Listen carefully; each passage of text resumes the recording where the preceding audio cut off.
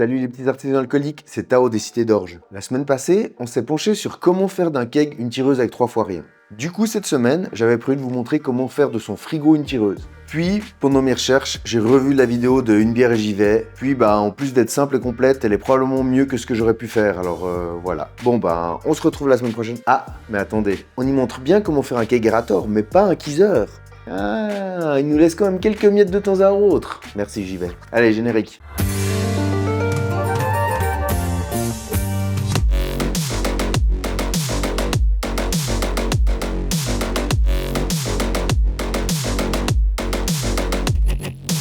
Donc pour les plus malins d'entre vous, vous l'aurez compris, il existe deux options pour faire une tireuse fixe. Le kegerator, qui a pour base un réfrigérateur, et son ennemi juré, le keezer, qui part d'un congélo.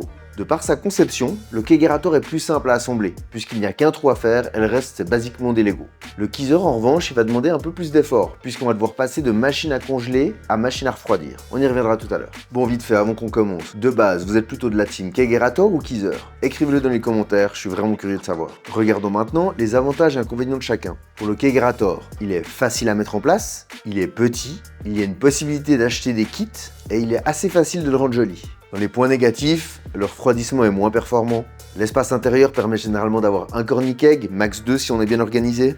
Et après modification, ça restera une tireuse. On ne pourra plus vraiment revenir en arrière. Le keezer de son côté, dans les points positifs, l'espace intérieur, souvent on peut y mettre 3 fûts, parfois 4. Ça a un petit style un peu plus pro, ça en impose. Ça peut être utilisé facilement pour des cold crash à 1 degré, parce que le moteur est plus puissant. C'est un peu plus versatile pour y ajouter des accessoires, parce qu'on a une collerette dans laquelle on peut percer autant qu'on veut, vous verrez. Et il y a toujours la possibilité de revenir en arrière et le retransformer en congélateur normal. Dans les points négatifs, il prend plus de place, il est assez difficile à rendre joli, ça reste un congélo quoi. Ça demande un peu de skills de menuiserie et éventuellement d'électronique, mais pas forcément. Ça aussi, on verra tout en détail un petit peu après. Bon, qu'est-ce qu'on pourrait dire encore? Les kegerators sont généralement plutôt des pièces verticales et les keezers sont plutôt des pièces horizontales. Donc, en fonction de l'espace à disposition, l'un peut avoir plus de sens que l'autre. Voilà, il n'y a pas de meilleur choix, ça dépend de ce que vous comptez faire avec. Mais je dirais que le brasseur amateur trouvera plus d'utilité sur un keezer, alors que si c'est juste pour boire de la 1664 fruits rouges en fût à la maison, vous serez probablement déjà suréquipé avec un kegerator. Je me moque un peu, mais en vrai, j'en ai un de kegerator. Je vous ferai peut-être une vidéo si vous voulez faire le même. Au total, il aura coûté environ 350 € et avec du matériel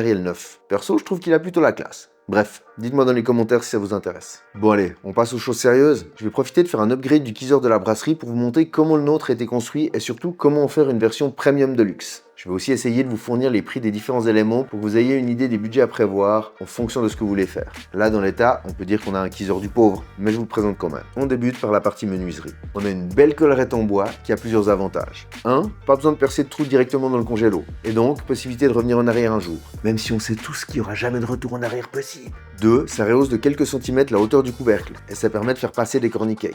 Ah, sinon c'est toujours limite. Si vous voulez faire une collerette en bois semblable à la nôtre, elle fait 7 cm de haut et 4 cm d'épaisseur. J'ai eu la chance qu'on m'ait prêté une scie à disque pour faire des beaux angles à 45 degrés.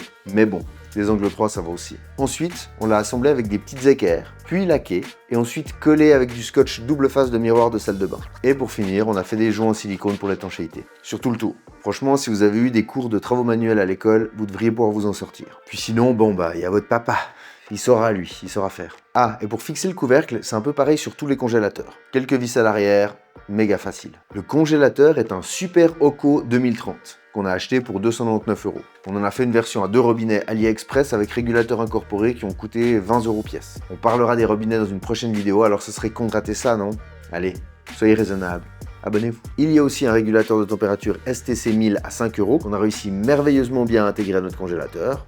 Du travail d'orfèvre. Ce petit appareil est équipé d'une sonde qui allume et éteint le congélateur en fonction de la température, ce qui permet d'en faire un frigo. Pour ceux qui ont peur de trifouiller avec les câbles électriques du congélateur et qui veulent surtout préserver leur garantie, chez Inkbird, il existe un appareil qui gère tout ça directement au niveau de la prise électrique. Perso, c'est ce que je vous conseille. Mais nous, on savait pas que ça existait. Côté détendeur, on a un truc sans marque assez classique, à double sortie. Faut compter 60 €. Un peu de tuyau, 4 connecteurs, disons 30 € de pièces supplémentaires. Donc si vous voulez exactement le même qu'on a là, en achetant tout neuf, il vous faudra débourser 414 €. Et 3/4 du montant, c'est le congélateur, donc il y a vraiment moyen de s'en sortir avec un peu de récup. Après, en termes d'installation, il y a 2 trous à faire avec la collerette, la sonde du régulateur de température à placer quelque part à l'intérieur du congélateur, et on est bon. Maintenant, laissez-moi vous présenter l'upgrade que j'ai prévu. Deux nouveaux robinets NucaTap inox sans régulateur à 35 € pièce, parce que je compte avoir une longueur de ligne correcte pour commencer. Si vous savez pas ce que ça veut dire, regardez cette vidéo. Puis, ajustez la petite différence qu'il y aura directement sur le connecteur de fût. L'avantage en enlevant le régulateur sur le robinet est que l'inertie thermique sera moindre. En gros, le robinet se refroidit plus vite au moment de la première bière, et donc moins de mousse. Au niveau du gaz, plutôt qu'un détendeur double sortie directement branché sur les kegs, on va brancher un détendeur simple sortie avec une ligne de gaz avec 4 sorties à 20 €, suivi par 4 régulateurs en ligne du haut-tight à 12 € pièce pour que chaque fût puisse avoir sa propre carbonatation spécifique. Ça permet de carbonater rapidement certains, pendant que d'autres seront juste maintenus à la bonne pression. Ou alors même avoir un robinet pour de l'eau gazeuse au houblon, carbonaté à 5 volumes de CO2. Ah, on peut tout faire du coup. Côté tube et connecteur, on est full Kegland 8 mm. Dans les trucs pas glam mais qu'il faut prévoir, il y a des extensions pour le robinet à cause de l'épaisseur du bois de la collerette et 2-3 accessoires à la con pour les robinets NucaTap. Enfin, ça c'est juste moi qui perds tous mes moyens sur AliExpress. En vrai, c'est pas indispensable. Bref, comptez 40 € de plus si tout comme moi vous avez l'achat compulsif qui vous démange. Allez, on monte tout ça en POV parce que je sais que vous adorez me voir galérer. Ça doit vous faire du bien de voir qu'on est tous à la même, hein, bande de petits sadiques. Nous voilà en caméra embarquée pour commencer par le plus chiant, vider et nettoyer le teaser. Les fins gourmets et les vrais connaisseurs apprécieront la collection plutôt éclectique de bières qui y dorment. On commence par la merveilleuse Tchoukash, lager roumaine premier prix, conditionnée directement en pète, parce que pourquoi pas. Merci Philippe d'avoir pensé à moi pendant ton voyage. Ensuite on sort les kegs, 20 litres à bout de bras d'informaticien, ça fait toujours plaisir. Ah, une petite bière cool. Moi je vais la boire maintenant, tiens. Ah putain, comme s'il n'y avait pas assez à nettoyer. Bon, je vous passe la fin du vidage. On déconnecte les anciennes lignes et on contemple l'ampleur des dégâts.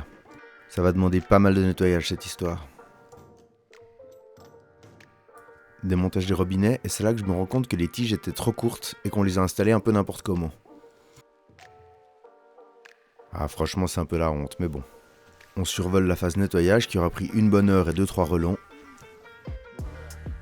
Et nous voilà enfin à la phase qu'on attendait, l'installation du nouveau matériel. À commencer par les robinets, parce que ça va être bien pratique pour la suite de les avoir toujours juste au niveau des couilles. Je vous avais déjà dit que j'étais un génie ? Ensuite la ligne de gaz 4 sorties que je vais mettre sur le côté pour pas gêner le passage. Et parce que je suis un véritable orfèvre, je la centre avec règle et crayon. D'ailleurs, petite remarque, lors du choix du bois pour la collerette, partez sur un bois tendre, facile à travailler. Ça permet de visser des trucs dedans sans avoir besoin de pré-percer. Bon, j'ai décidé de mettre les 4 détendeurs de gaz en ligne sur l'arrière. Mais malheureusement, les gauches sont à l'envers. Je dois toutes les tourner. Du coup, autre astuce, n'essayez pas de les sortir en faisant levier sur le cadran avec un tournevis. Vous allez les abîmer à coup sûr. Le mieux, c'est d'essayer d'attraper un coin avec un tout petit outil pointu. Voilà, tout est fixé, c'est beau. Maintenant, place aux tuyaux qui vont à coup sûr défigurer notre œuvre. Ah mais avant, je vais vite visser les petits adaptateurs MFL du haut-tight 8 mm sur la ligne de gaz. Allez, on est parti avec ces satanés tuyaux maintenant.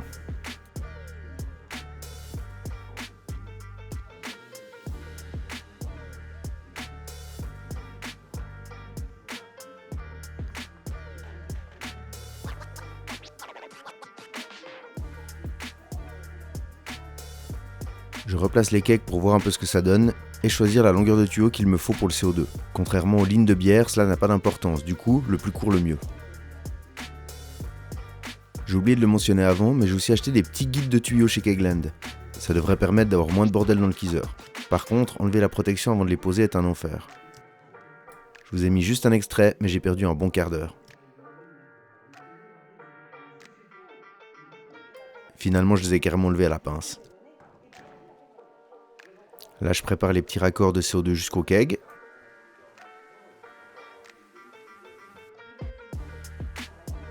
Comme on a dit avant, le plus court possible. Et maintenant, on va se mettre sur les lignes de bière. J'ai décidé de partir sur 2 mètres. À nouveau, si vous vous demandez pourquoi, je vous invite à aller voir la vidéo que j'ai fait la semaine passée. Le reste sera géré via le régulateur de flux à même le connecteur ball lock.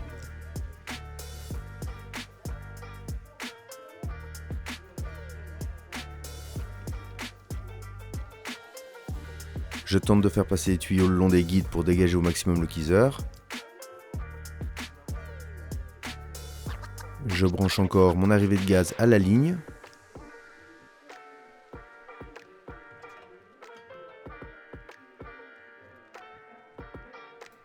On ouvre. On teste. Et c'est parti pour la première bière. Ah! Le connecteur qui est serré à fond.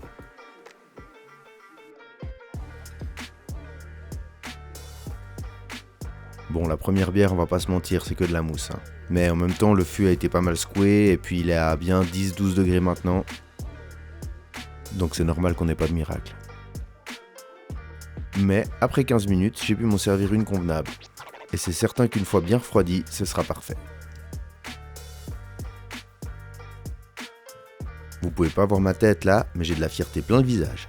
Voilà, on a fini. Total des courses, 178 € en plus du congélateur. Donc, dans notre cas, 477 € pour un Keezer quasi toute option. Je dis quasi parce que les vrais puristes y ajouteront encore des ventilateurs pour faire circuler l'air froid et que ce soit plus homogène. On peut aussi les diriger vers les robinets pour qu'ils soient toujours froids. Puis, ce serait pas mal aussi de mettre des connectiques ball lock avec valve anti-retour pour pas que la bière puisse passer à travers les régulateurs en ligne. Enfin bref, vous l'aurez compris, c'est sans fin si on veut faire quelque chose de parfait. Mais dans l'état, on est déjà bien. Voilà, j'espère que ça vous aura permis de voir un peu mieux comment on construit cette belle machine. Si vous êtes intéressé par une vidéo sur le Kegerator, même si celle d'une bière JV couvre quand même déjà méga bien le sujet, écrivez-le moi dans les commentaires et je vais voir ce que je peux faire. Encore merci à tous et à toutes de suivre la chaîne. On est 900 et des poussières, on va passer les 1000 dans pas long. Je vais tenter de faire une petite vidéo exprès juste pour ça, donc restez connectés. Vous pouvez me suivre sur mes réseaux sociaux et je crois qu'on a fait le tour. Allez, bon brassin à tous, à plus!